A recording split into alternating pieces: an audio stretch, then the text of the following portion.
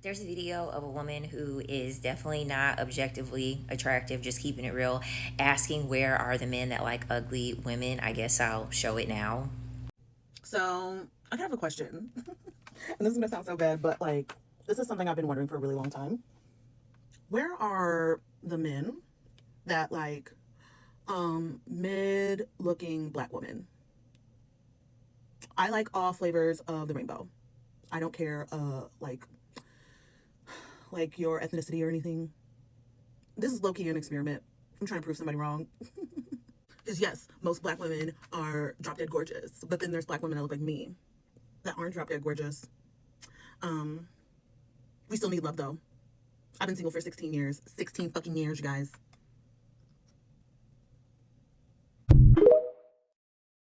This is going to be the woman that's going to get married. And I'm going to explain to you why this is a woman that is going to get married. There are men, especially in times like this, that are on the hunt, that are on the prowl, looking for women that not only look like her, but have the same mindset as her. Women that are ugly, or women that actually believe that they are ugly, or women that really can get out of their ugliness, because I truly do believe that women, no matter how you look now as a woman, you can always improve your looks. You may not turn into a 10, but you most certainly can look better than how you look now. Wherever a woman falls on the ugliness spectrum, she is going to be looking for a man to cure her ugliness, because she doesn't want to cure her ugliness. She doesn't want to level up. She doesn't want to do what's necessary. And men are very well aware of this. Men understand that for every woman that is ugly, there is a man out there that understands that an ugly woman is usually going to be a useful woman. And I'm not making this up. I have heard this from men repeatedly. Men don't believe that there are any women that are outside of their league because the patriarchy pumps their ego up so much. It is not until they get old, they end up not having a whole lot of money, that they're humbled back down to earth, where they realize that they're an average man competing with other average men to get a woman that is outside of their league, and it's not going to happen, that they realize that, well, because I can't get the woman that I want, or because I can't get the woman that I want and make her be useful to me, because when a beautiful woman has a high self-esteem, she's not useful to a man. But a woman who is not only unattractive, but she also has a low self-esteem, is very useful to a man, because it's a very easy way for a woman to hijack the work required for her to work on herself. And I seen a creator make a video talk about this, how essentially there are women who purposely rest on the fact that they are attractive because they feel as though they're hijacking their way to be able to get a man by not feeding into the politics of the beauty standard, or how superficial women that care about their beauty must be to be able to fit the male gaze, because these women actually believe that if I say ugly, then I don't have to worry about a man being with me for only how I look. But there's never going to be a man that's not going to be with you, that's not going to make sure that he is benefiting in some way. And I've heard it from men time and time again. The unattractive women, the very overweight women, they're going to do the most because they understand that they are inadequate in their beauty and in their looks. So they will go out of their way to be useful to a man because they understand that they don't have the beauty to compete with other women. So they must make themselves useful in some other way. This is why a lot of the time the pygmishas, in my opinion, the pygmishas don't look like nothing, and they don't try to look like nothing. Like, I want to make that very clear. It's not like these women don't have the capability to beautify themselves. How that woman looks, she got hyperpigmentation that can work. It looks like she has some scarring on her forehead. I don't know if it's from an acne or burns or anything like that. She could fix that. Her hair, she could fix that. And it's clear that she's already stressed. She's got moon phase. Her cortisol is already through the roof. So I already know that other things are going on with her mentally and internally. The last thing that this woman should be focused on is a fucking man. And then these are the same women who they think that their ugliness is going to get them a man that's going to treat them better. They feel as though their ugliness is going to benefit them in a way in which they're dealing with a man that likes them on a deep level, since she doesn't have the beauty to bring that a lot of other women are able to. And there is a man out there ready to exploit that mindset.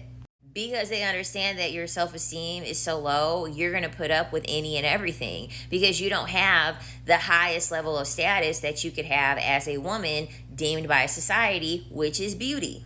The number one expectation for women is for women to be beautiful. That is the number one expectation for women.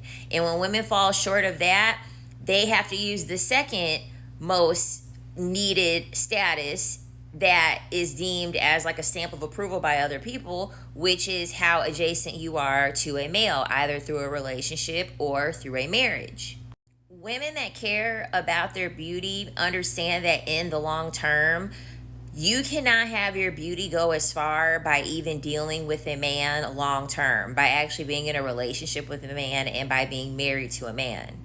There are only so many places that one man can take you with your own beauty.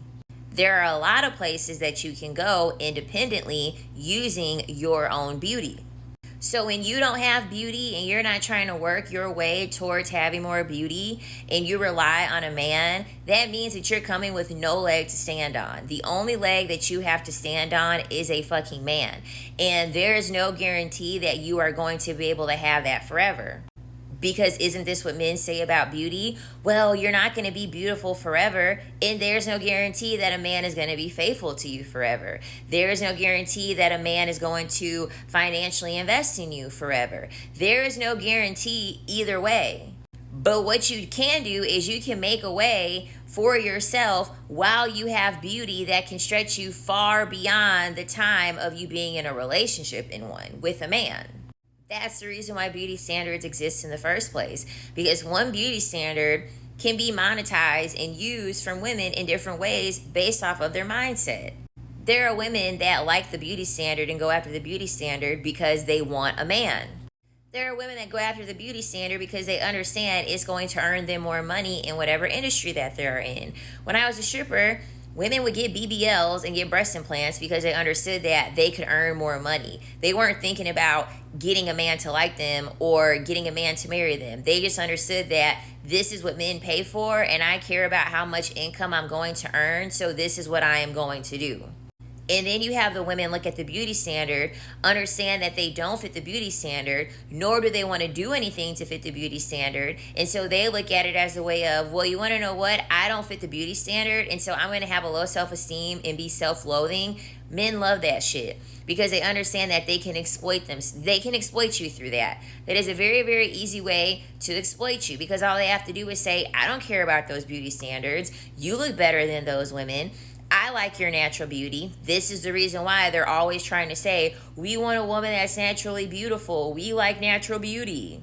Of course they like natural beauty. It's easier for them to exploit someone that does not fit that type of standard because they understand that that woman that is fitting that standard, she has other ways for her to be able to make money and get attention to the point where she doesn't have to rely on being in a relationship. She doesn't have to rely on being married to someone. This is why men hate Lori Harvey.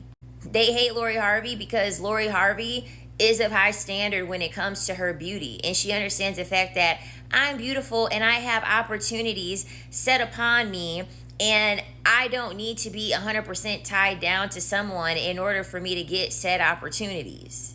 Lori Harvey understands that her notoriety mostly comes from the fact that she is a highly attractive woman.